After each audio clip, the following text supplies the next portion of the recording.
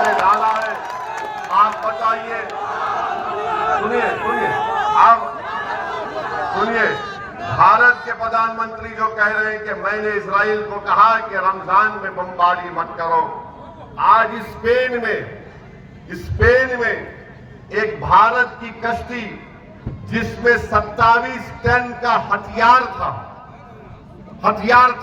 असला था, एक्सप्लोजिव थे, उसको स्पेन की हुकूमत ने कहा कि तुम स्पेन में आकर कश्ती को अंदर नहीं ला सकते। वो चेन्नई से जा रही थी इजराइल को। बोलो प्रधानमंत्री, क्या ये सच है या झूठ है? अरे आप दे रहे हैं इजराइल को असला।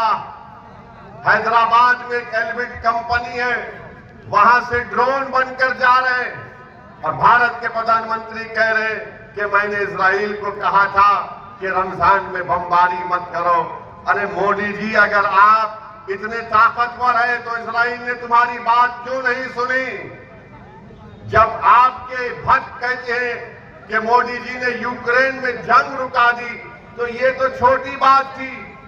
नेतन्याहू तो आपका बड़ा करीबी दोस्त है, आप तो उसको गले लपेटते हैं जब कभी भी आप मिले उससे। बताओ कितना झूठ आप बोलेंगे मेरे अजीज दोस्तों और बुजुर्गों। फिर भारत के प्रधानमंत्री टीवी के इंटरव्यू में कहते हैं कि यकसा civil code, uniform civil code, मिसाल देते हैं छोटे बच्चों को बिठाकर। मोदी जी, आप छोटे बच्चों को बिठाकर कुछ भी बोल सकते हैं, मगर असदुद्दीन अवैसी जानता है कि आप क्या करना चाहते हैं भारत में। यूनिफॉर्म सिविल कोड की बात नरेंद्र मोदी करेंगे और उत्तर प्रदेश में धर्म परिवर्तन का कानून लेकर आते हैं, लव जिहाद का कानून बनाते हैं। बताओ वो यूनिफॉर्म सिविल कोड और ये कानून कैसे एक जगह जमा हो सकते हैं? बताओ उत्तराखंड में जो बीजेपी ने यकसा सिविल कोड यूसीसी बनाया, वो ये कहता है कि मुसलमान अपनी शादी निकाह से नहीं करेगा, गवाह नहीं होंगे और दुल्हन को महर नहीं मिलेगा, उसकी शादी होगी तो स्पेशल मैरिज एक्ट के तहत होगी। बताओ नरेंद्र मोदी, आप यूसीसी की मिसालें देते हैं, 1400 करोड़ टैक्स रिबेट आपने उन तमाम समाज को दिया जो मुसलमान और ईसाई नहीं है, आप क्यों नहीं हमको देते?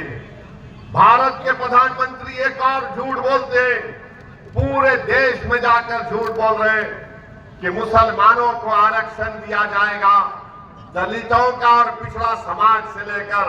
नहीं नरेंद्र मोदी, आपने गलती की। हमको दलितों का हिस्सा नहीं चाहिए, हमको पिछड़ा समाज का हिस्सा नहीं चाहिए। हम यही कह रहे हैं कि इंसाफ करो।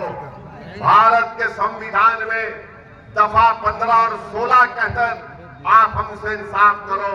मैं आपको बता रहा हूं, आज नरेंद्र मोदी बाबा साहिब अम्बेडकर की बात करते हैं, मगर वही बाबा साहिब अम्बेडकर के संविधान को खत्म करना चाहते हैं। कैसे खत्म करना चाहते हैं?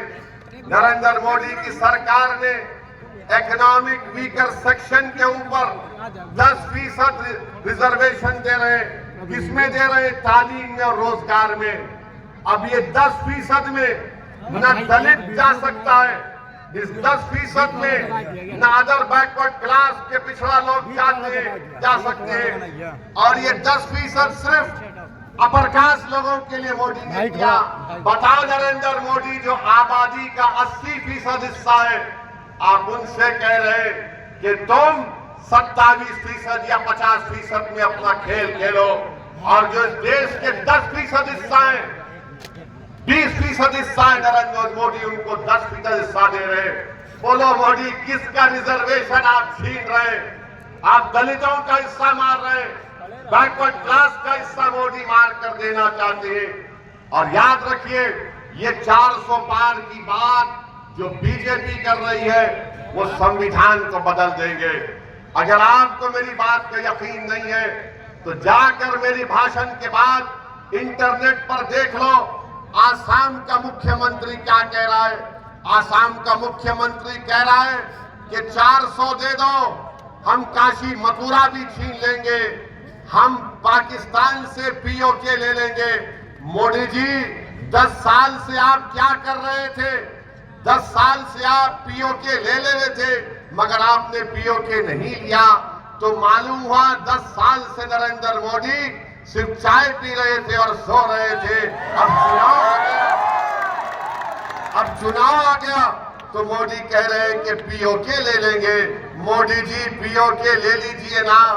भारत की संसद में हमारे बुजुर्गों ने एक रेजोल्यूशन पास किया था कि वो भारत का हिस्सा है। अरे आप 10 साल से क्या कर रहे हैं? मगर आप भाजपा के लोगों से पूछो तो बोलेंगे पीओके ले लेंगे। जब उनसे पूछो चीन का क्या करोगे, चीन भारत की 2000 स्क्वायर किलोमीटर जमीन पर कब्जा करके बैठा है। तो नरेंद्र मोदी और बीजेपी के लोग सन्नाटे में आ जाते हैं, सन्नाटे में आ जाते हैं। भारत के प्रधानमंत्री मोदी